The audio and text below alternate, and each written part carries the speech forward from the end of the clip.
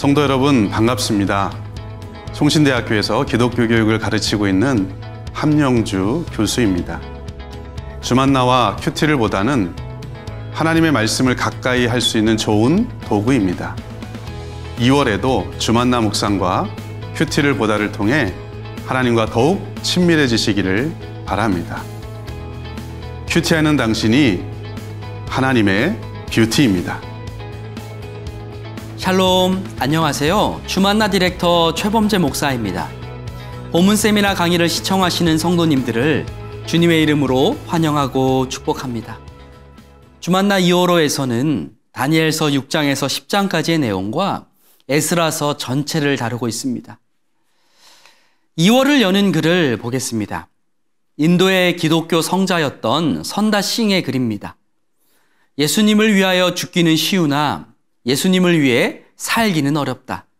왜 그런가 하면 예수님을 위해 사는 것은 날마다 죽는 것을 미리 하는 것이기 때문이다. 네, 의미심장한 말이죠. 예수님을 위하여 죽는 것은 물론 멋진 신앙입니다. 쉽지 않은 일이에요.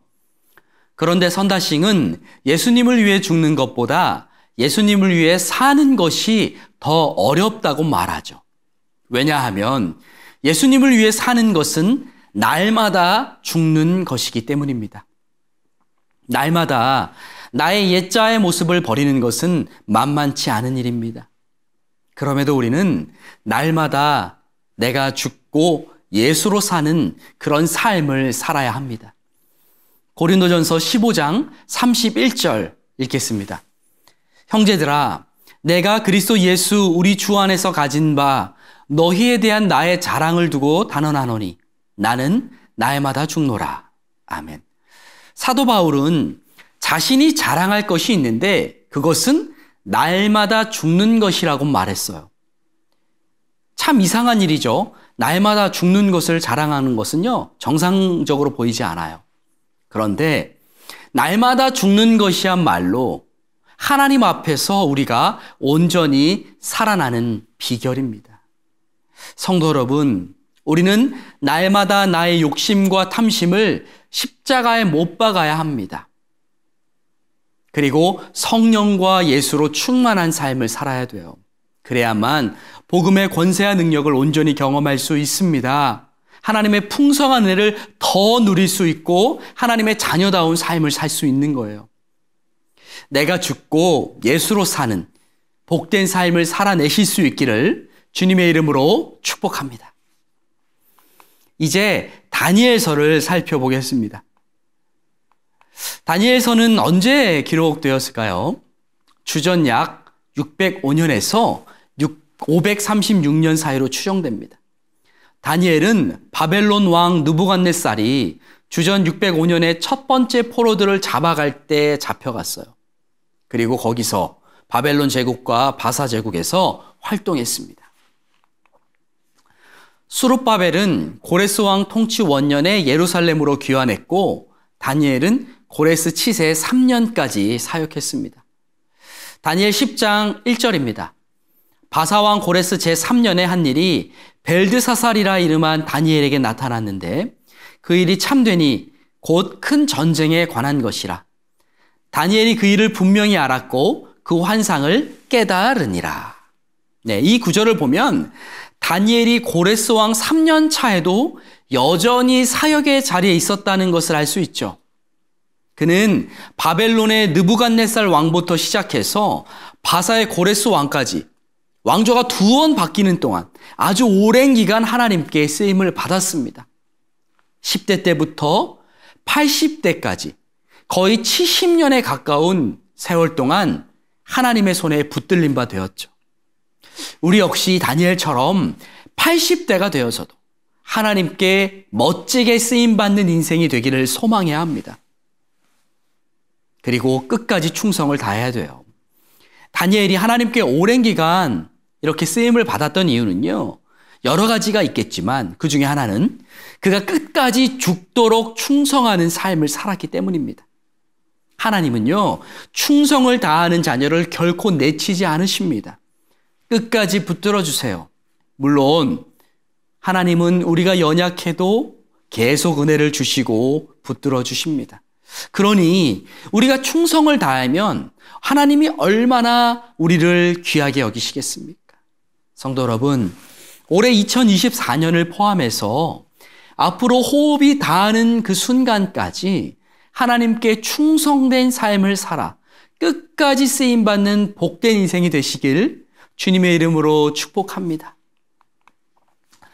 다니엘서의 주제는 하나님의 주권적인 통치입니다. 다니엘서는 세계 역사를 주권적으로 다스리는 하나님을 소개하고 있어요. 우리는 다니엘서를 읽으면서 하나님의 역사가 이스라엘에만 국한되는 것이 아니라는 것을 알 수 있습니다.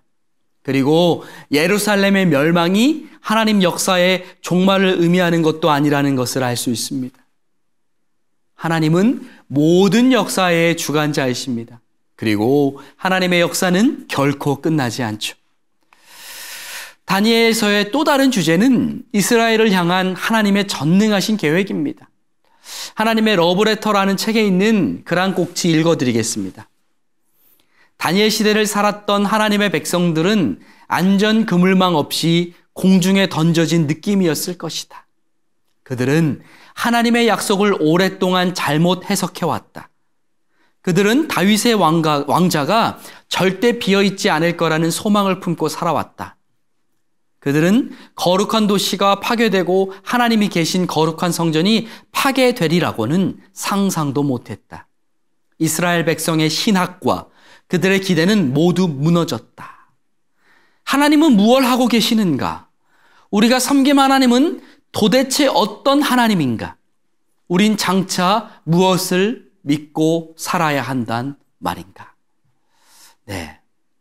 이스라엘 백성들은 예루살렘 성전이 파괴되었을 때 큰 충격을 받았을 것입니다. 단순히 건물이 무너진 것 때문만이 아니라 예루살렘 성전이 하나님이 임재하시는 그런 공간이었기 때문입니다. 그러므로 예루살렘 성전이 회파되고 무너졌다는 것은 하나님이 무능력하시거나 아니면 하나님이 더 이상 그들을 돌보지 않는 것으로 해석할 수 있는 것이죠. 그러나 이스라엘의 백성들의 그 생각과는 다르게 예루살렘 성전이 무너졌어도요, 그들을 향한 하나님의 사랑은 결코 식지 않았습니다. 그리고 하나님의 나라 역시 조금도 무너지지 않았어요. 하나님의 계획은 계속해서 이루어져 갔습니다. 이게 바로 다니엘서가 우리에게 주는 메시지라는 겁니다. 우리의 생각, 우리의 관점과 하나님의 생각, 하나님의 관점이 너무 다르다는 거예요. 다니엘서는 이스라엘이 바벨론 포로기부터 오랜 세월 동안 이방인들에게 고통을 겪게 되지만 하나님은 이스라엘을 향한 전능하신 계획을 가지고 계신다는 것을 보여줍니다. 그리고 이방인들의 통치는 영원히 지속되지 않을 것이며 하나님은 영원토록 지속될 메시아 왕국을 허락하실 거라는 거예요. 다니엘서를 보면 우리는 하나님이 당신의 계획을 당신만의 방법으로 이루고 계신다는 것을 알 수 있습니다. 그렇죠. 신약시대 이후부터는 예루살렘 성전이 아니라 예수 그리스도 안에 있는 우리 개개인이 성령이 머무는 하나님의 성전이 되었죠. 그러니까 하나님의 자녀가 있는 곳이 바로 성전이 되는 것입니다. 그러므로 이제는 전 세계에 흩어져 있는 성도들을 통하여 하나님의 나라가 확장되고 있습니다. 우리 눈에 보기에는 교회가 약한 것 같고 하나님의 나라가 도저히 임하지 않는 것 같죠. 그러나 성도 여러분, 하나님의 나라는 마침내 그리고 반드시 완성될 것입니다. 우리의 시선으로 바라보면 안 돼요. 이것을 믿고 더욱 하나님 나라를 사모하시고 열망하시길 주님의 이름으로 축복합니다. 다니엘서에 나타난 예수 그리스도를 살펴보겠습니다. 먼저 손대지 아니한 돌입니다. 다니엘서 2장 34절입니다. 또 왕이 보신즉 손대지 아니한 돌이 나와서 신상의 새와 진흙의 발을 쳐서 부서뜨리매. 네, 여기서 손대지 아니한 돌이 바로 예수 그리스도를 상징한다는 거예요. 부서뜨린다 그랬잖아요. 뭘요? 새와 진흙의 발을, 신상의 새와 진흙의 발. 이것은요, 로마 제국을 의미하고 온 열방을 의미합니다. 그러니까 우리 예수 그리스도께서는 이 땅의 왕국들을 쳐부술 위대한 돌이시라는 거예요. 다니엘서에는요, 인자 같은 이라는 표현도 나오는데 또 바로 이 부분이 예수 그리스도를 가리키는 거예요. 다니엘 7장 13절과 14절입니다. 너무너무 중요한 구절이에요. 내가 또 밤 환상 중에 보니 인자 같은 이가 하늘 구름을 타고 와서 옛적부터 항상 계신 이에게 나아가 그 앞으로 인도되매 그에게 권세와 영광과 나라를 주고 모든 백성과 나라들과 다른 언어를 말하는 모든 자들이 그를 섬기게 하였으니 그의 권세는 소멸되지 아니하는 영원한 권세요 그의 나라는 멸망하지 아니할 것이니라. 아멘. 이 본문을 보면 하나님께서 인자 같은 이에게 권세와 영광과 나라를 주셨다고 말하잖아요. 근데 이 인자 같은 이가 바로 예수 그리스도라는 겁니다. 복음서에도 보면요, 예수님이 자신을 인자로 묘사하시는 그런 내용들이 있습니다. 그러니까 예수님이 왜 자신을 인자라고 말씀하셨냐면 바로 이 다니엘 7장 13절과 14절을 근거로 말씀하시는 겁니다. 인자가 무엇입니까? 직역하면 사람의 아들이죠. 그러니까 인자라는 말 자체는 바로 예수님의 성육신 그 내용이 담겨져 있는 거예요. 그리스도께서 사람의 몸을 입고 이 땅에 오신다는 그 메시지가 다니엘서 7장에 이미 담겨져 있다는 것입니다. 놀라운 일이죠. 다니엘서의 핵심 구절 두 군데를 살펴보겠습니다. 먼저 다니엘 2장 20절에서 22절인데요. 이 구절은 다니엘이 느부갓네살이 꾼 꿈의 해석을 알게 된 이후에 하나님께 올려드린 찬송의 내용입니다. 읽어보겠습니다. 다니엘이 말하여 이르되 영원부터 영원까지 하나님의 이름을 찬송할 것은 지혜와 능력이 그에게 있음이로다. 그는 때와 계절을 바꾸시며 왕들을 패하시고 왕들을 세우시며 지혜자에게 지혜를 주시고 총명한 자에게 지식을 주시는도다. 그는 깊고 은밀한 일을 나타내시고 어두운 데에 있는 것을 아시며 또 빛이 그와 함께 있도다. 아멘. 성도 여러분, 하나님은 모든 지혜와 능력의 근원이십니다. 하나님은 모르시는 것이 없으시고 못하시는 것도 없으세요. 그러니까 모든 것을 아시고 모든 것을 하실 수 있습니다. 이것을 네 글자로 전지전능이라고 하죠. 이 전지전능한 하나님을 우리가 아버지로 부를 수 있는 거예요. 어떻게요? 우리가 예수 그리스도를 주로 모시기만 하면 됩니다. 그러면 이 놀라운 전지전능하신 모든 것을 하시고 모든 것을 하실 수 있는 하나님께서 나의 아버지가 되시는 거예요. 이것이 복음이죠. 이 복음으로 말미암아 큰 힘을 얻고 감사하는 삶을 사실 수 있기를 주님의 이름으로 축복합니다. 또 하나의 핵심 구절은 다니엘 2장 44절과 45절입니다. 읽겠습니다. 이 여러 왕들의 시대에 하늘의 하나님이 한 나라를 세우시리니 이것은 영원히 망하지도 아니할 것이요 그 국권이 다른 백성에게로 돌아가지도 아니할 것이요 도리어 이 모든 나라를 쳐서 멸망시키고 영원히 설 것이라. 손대지 아니한 돌이 산에서 나와서 쇠와 놋과 진흙과 은과 금을 부서뜨린 것을 왕께서 보신 것은 크신 하나님이 장래일을 왕께 알게 하신 것이라. 이 꿈은 참되고 이 세석은 확실하니이다 하니. 아멘. 하나님이 한 나라를 세우실 것인데 이 나라는 영원히 망하지 않는다고 하는 겁니다. 이 나라가 무엇일까요? 바로 예수 그리스도를 통해 이 땅에 임할 하나님의 나라입니다. 예수님이 이 땅에 처음 오신 이후부터요, 하나님의 나라는 이 땅에 계속 임하고 있어요. 지금도 우리 눈에 보이진 않지만 누룩처럼 번져나가고 있습니다. 그리고 우리 예수님이 다시 오실 때, 재림하실 때, 그때 하나님의 나라는 완전히 이 땅에 임하는 거예요. 그러므로 성도 여러분, 이 땅에 완전히 임할, 그리고 지금도 임하고 있는 그 하나님의 나라를 열망하시길 바랍니다. 그 나라에 동참하시기 바랍니다. 바벨론 제국도, 바사 제국도, 헬라 제국도 모두 다 영원할 것 같았어요, 당시에는요. 그러나 어떻게 했죠? 결국 다 망했습니다. 로마 제국, 대영 제국도 마찬가지입니다. 지금은 미국이 패권을 쥐고 있잖아요. 그런데 이 역시 사람이 세운 나라이기 때문에 영원하지 않을 거예요. 성도 여러분, 오직 하나님의 나라만 영원하고 흔들리지 않습니다. 그러므로 하나님 나라에만 확실한 소망을 두시고 그것을 열망하시길 주님의 이름으로 축복합니다. 다니엘서의 기록 형태를 살펴보겠습니다. 다니엘서가 어떻게 기록되었을까요? 다니엘서는요, 산문으로 기록되었어요. 그런데 중간중간에 히브리시의 어떤 형태가 등장합니다. 일반적으로는 산문적으로 나가다가 운율이 등장하는 거예요. 그리고 다니엘서는 묵시문학에 속합니다. 요한계시록처럼 묵시문학이에요. 그래서 다니엘서는 이해하기 어려운 꿈과 환상들, 그리고 그것들에 대한 해석을 기록하고 있어요. 전체 12장 중에서 무려 9장에 꿈이 등장합니다. 그리고 8장에서 12장에는 다니엘의 종말론적 환상이 기록되어 있습니다. 한마디로 말세에 일어날 징조에 대해서 기록하고 있는 거예요. 지금이 말세이기 때문에 우리가 다니엘서를 잘 읽어야겠죠. 다니엘은 히브리어로 서론을 기록한 다음에 2장에서 7장까지는 이방 국가들의 장래를 묘사하기 위해서 아람어로 바꾸어 기록했습니다. 그리고 8장에서 12장은 이방인의 지배하에 있는 유대민족의 미래를 개관하기 위해서 다시 히브리어로 기록했어요. 우리 한글 성경으로 보면 이 부분이 표시가 나지 않는데 원문으로 보면은요, 언어가 바뀐 것을 알 수가 있습니다. 다니엘서의 기록 목적을 살펴보겠습니다. 다니엘서는 왜 기록되었을까요? 그 이유가 무엇일까요?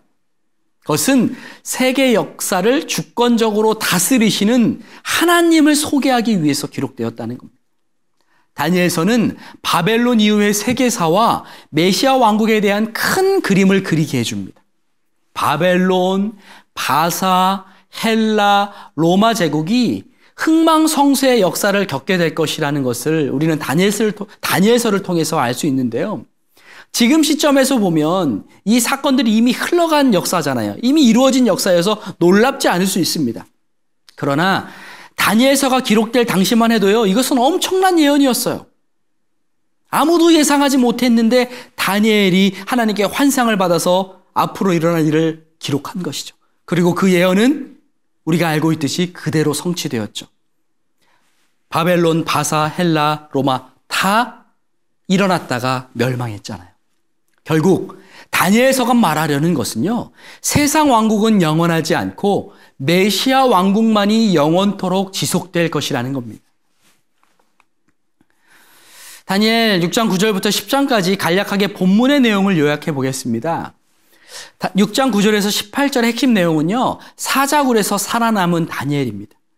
다니엘은 고관들의 시기와 질투를 한 몸에 받았어요. 그래서 그들의 음모로 사자굴에 던져지게 되죠. 그런데 아무런 해도 입지 않았습니다. 하나님께서 천사를 보내셔서 사자들의 입을 봉하게 해주셨기 때문이죠. 이를 본 다리오 왕은 다니엘을 참수한 사람들을 도리어 사자굴에 던져놓고 죽게 하였고 살아계신 하나님을 인정했습니다. 7장 1절에서 28절까지의 핵심 내용은 네 짐승 환상입니다. 다니엘이 꿈에서 네 짐승의 환상을 보았습니다. 네 짐승은 바다에서 나왔는데요, 그 모양이 각각 달랐습니다. 특히 넷째 짐승은 다른 짐승과 달리 매우 무섭고 강했어요. 이런 환상 가운데 다니엘은 옛적부터 항상 계신 이가 좌정하신 모습을 보았습니다. 하나님이죠. 또한 인자 같은 이가 하늘구름을 타고 옛적부터 항상 계신 바로 그분에게 나아가 영광과 영원한 권세를 받는 모습을 보았어요. 인자 같은 이 바로 예수 그리스도를 가리키죠. 다니엘은 주님 곁에 있는 자들 중 하나에게 나아가서 네 짐승 환상의 해석을 들었습니다. 네 짐승은 세상의 네 왕인데 결국 하나님의 심판을 받고 멸망하게 될 것이라는 그런 내용이었습니다. 그게 7장의 내용이에요. 8장 1절에서 27절의 주 내용은 수장과 순염소의 환상입니다. 그러니까 다니엘이 계속 환상을 꾼 거예요. 환상을 본 거죠. 강가에 두 뿔을 가진 순양이 있었는데 서쪽과 북쪽과 남쪽을 향하여 들이박았습니다. 아무도 이 순양을 당하지 못할 것 같다고 생각하던 그때에 갑자기 한 순염소가 서쪽에서부터 와서 순양을 땅에 엎드러뜨리고 짓밟았습니다. 너무 기이한 환상이죠. 다니엘이 이 환상의 뜻을 알고자 할 때 가브리엘 천사가 나타나 해석해 주었습니다. 두 뿔을 가진 순양은 메대와 바사 왕이고 순념소는 헬라 왕을 가리키는 거죠. 9장 1절에서 27절까지는 다니엘의 기도를 다루고 있습니다. 다니엘은 다리오 왕 원년에 예레미야가 예언한 연수, 이제 70년에 관한 의미를 깨달았습니다. 다니엘은 자기 민족의 처참한 처지를 생각하면서 은총을 간구하지 않은 것과 목소리를 청정하지 않은 것을 회개했고 또 주의 얼굴빛이 비춰지도록 간구했어요. 그러자 주님께서 다니엘의 그 기도를 들으시고 가브리엘을 통하여서 지혜와 총명을 주셨습니다. 이게 9장의 내용이에요. 그리고 10장 1절에서 21절은 hit대갈 강가에서 본 환상입니다. 계속 환상 내용이죠. 다니엘이 큰 전쟁에 관한 환상을 보고 세일에 동안 좋은 음식을 입에 대지 않고 슬퍼했습니다. 제한적 음식을 하며 애통한 거예요. 그가 이렇게 hit대갈 강가에 있을 때 세마포 옷을 입고 허리에 숭금띠를 띤 거룩한 사람을 보았습니다. 다니엘과 함께 있던 사람들은 환상을 보지 못했지만 크게 두려워하며 도망갔어요. 다니엘은요, 도망가지 않고 그분의 음성을 들었는데 너무 그 음성이, 그 모습이 압도적이어서 두 다리가 풀렸고 깊은 잠에 빠졌습니다. 주님이 보내신 천사가 다니엘을 어루만져 깨운 후에 다니엘에게 하나님의 은총을 받았으니 두려워하지 말라고 말했습니다. 다니엘은 천사의 손길을 통해 회복한 후 환상이 어떤 의미인지를 듣게 됩니다.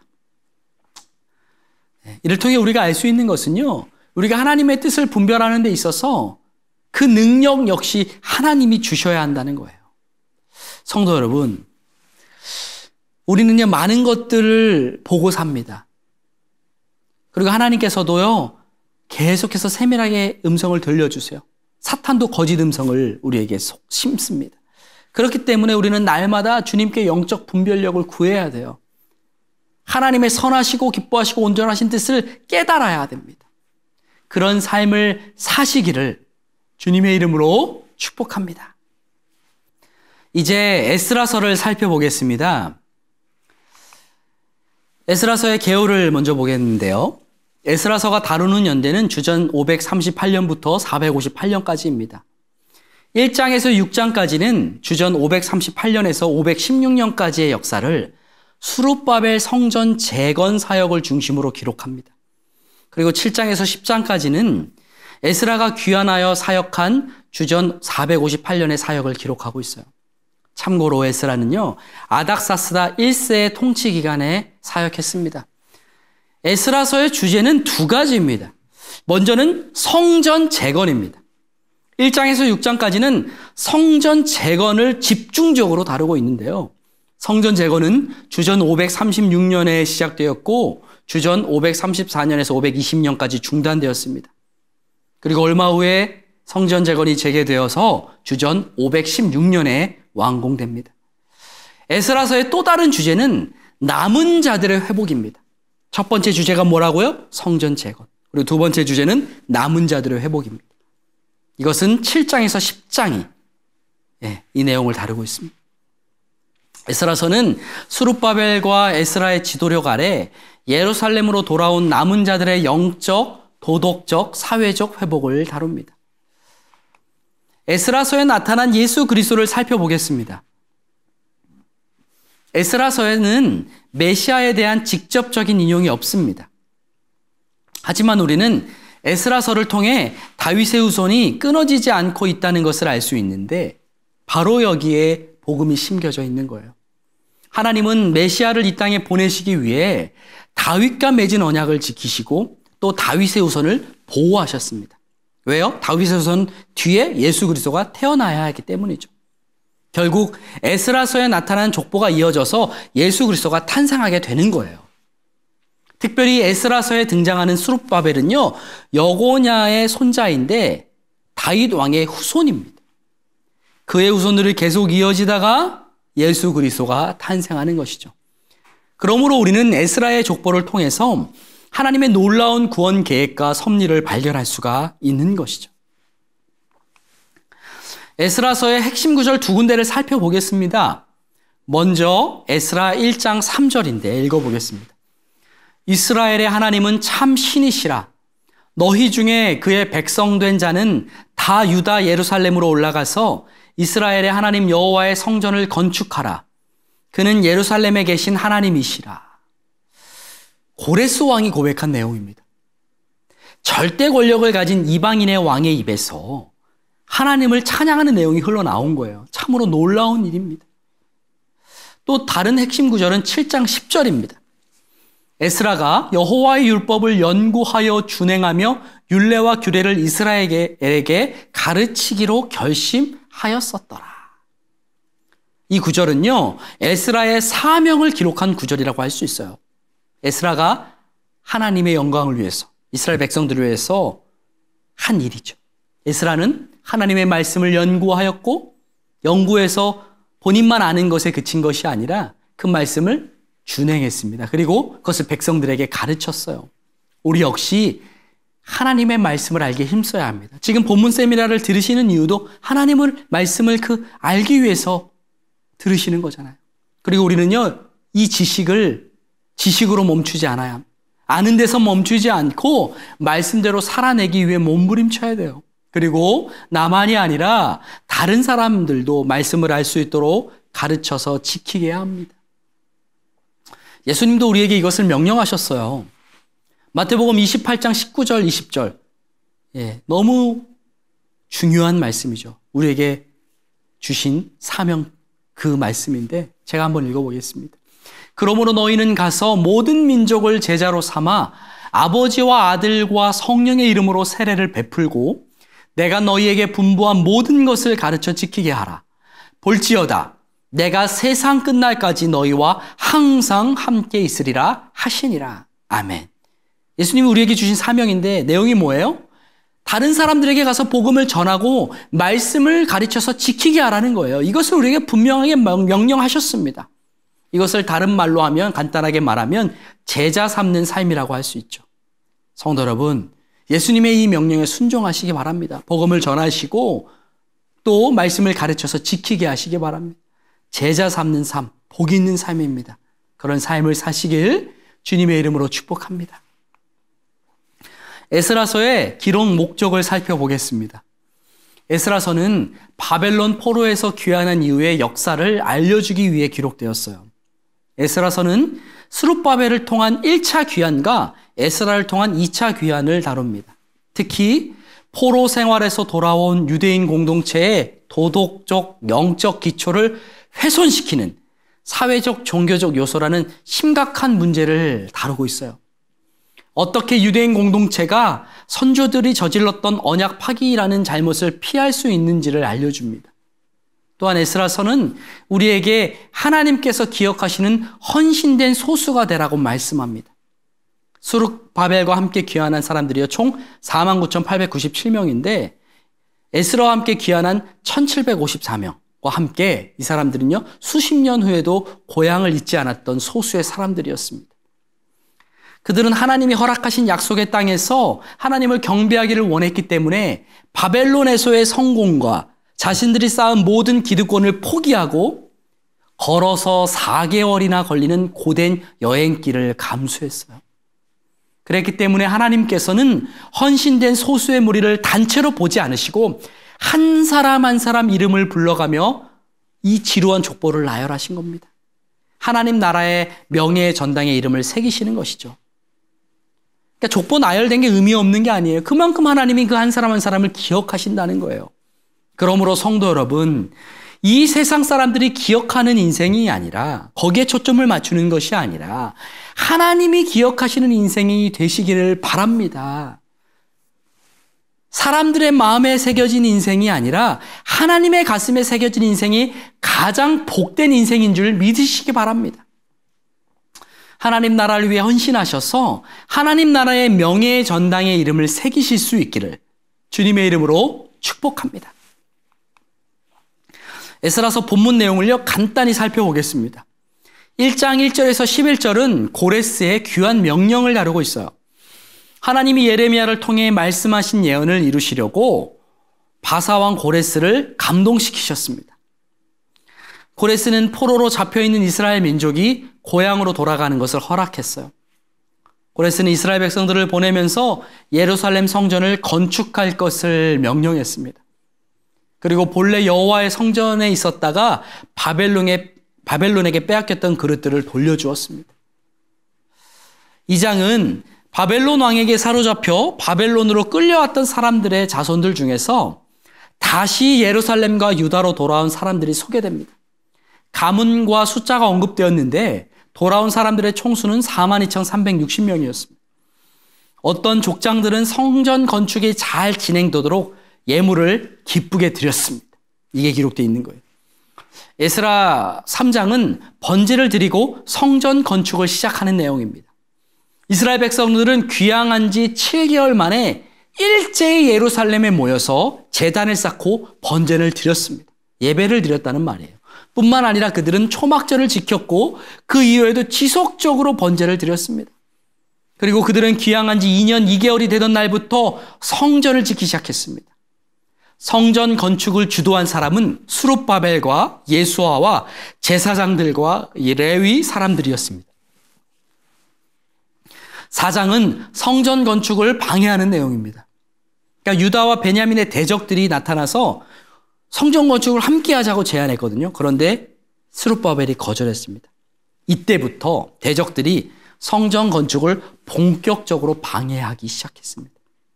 대적들은 바사 왕국의 관리들에게 뇌물을 주어서 성전 건축을 방해했고요. 왕에게는 성전 건축의 부당함을 고발했습니다. 결국 이들 때문에 아닥사스다 왕이 명령을 내렸어요. 그래서 성전 건축이 중단되고 말았습니다. 중단되었던 성전 건축은요, 5장에서 다시 개재됩니다. 선지자 학개와 스가랴의 예언을 통해 힘을 얻은 수룹바벨과 예수아가 성전 건축을 재개했습니다. 대적들이 이 소식을 듣고 다시 방해하려 했지만 이때는 막지 못했어요. 그러자 그들은 다리오 왕에게 편지를 보내 이스라엘 백성들의 성전 건축에 대한 입장을 요청했습니다. 6장은 다리오 왕과 고레스의 조서를 다룹니다. 다리오 왕은요, 선왕 고레스의 조서를 발견했습니다. 그 조서에는 성전을 건축하라는 명령과 함께 구체적인 지침도 기록되어 있었어요. 다리오 왕은요, 선왕 고레스 왕의 뜻에 따르기로 결단한 뒤에 강 서편의 지도자들에게 이제부터는 성전 건축을 방해하지 말라고 조서를 내렸습니다. 오히려 위기가 기회가 된 것이죠. 이스라엘 백성들은 성전 건축을 이때부터 거침없이 진행하였고 다리오 왕이 다스린 지 6년 되던 해에 성전 건축을 완성했습니다. 그리고 그들은 유월절을 지켰습니다. 에스라 7장은요, 본격적으로 에스라가 등장하는 장입니다. 그전에는 잘 나오지 않아요. 안 나오죠. 성전 건축이 완성된 후에 에스라가 바벨론에서 예루살렘으로 돌아왔습니다. 그는 백성들에게 율례와 규례를 가르쳤습니다. 아닥사스다 왕이 에스라에게 내린 조서가 소개되었는데 그 내용은 에스라가 하나님의 전을 위해 진행하는 일을 전폭적으로 지원하라는 것입니다. 그러니까 어려움이 있었지만 계속 지금 하나님의 뜻이 그 나라가 확장되고 있는 거죠. 8장은 아닥사스다 왕 때 에스라와 함께 바벨론에서 돌아온 족장들과 그들의 계보가 소개됩니다. 에스라는 성전을 관리하기 위해서 레위 사람들을 찾았습니다. 그리고 그는 하나님의 은혜를 잊기 위해 아하와 강가에서 금식을 선포하고 간절히 기도했어요. 또한 에스라는 제사장들과 레위 사람들에게 그릇을 맡겨서 보관하게 하였고 예루살렘으로 돌아와서 번제를 드렸습니다. 9장은 에스라의 회개 기도입니다. 방백들이 에스라에게 이스라엘 백성들이 이방 민족과 결혼했다는 사실을 알려주었습니다. 이 소식을 들은 에스라는 크게 애통해하며 하나님께 간절히 회개 기도를 드렸습니다. 그리고 10장은 이방 아내와 자녀를 추방하는 내용을 다루고 있어요. 에스라가 울며 기도하며 죄를 자백하자 많은 백성들이 회개 운동에 동참했습니다. 그들은 이방 아내와 자식들을 내쫓기로 결단했어요. 그러니까 에스라는요, 고레스 왕의 귀환 명령으로 시작해서 회개와 결단으로 끝을 맺는 거예요. 성도 여러분, 우리 역시 회개와 결단의 삶을 살아내야 되는 줄 믿습니다. 2024년에 하나님의 분명한 음성을 들으시기 바랍니다. 그리고 그 음성을 듣고 결단하시기 바랍니다.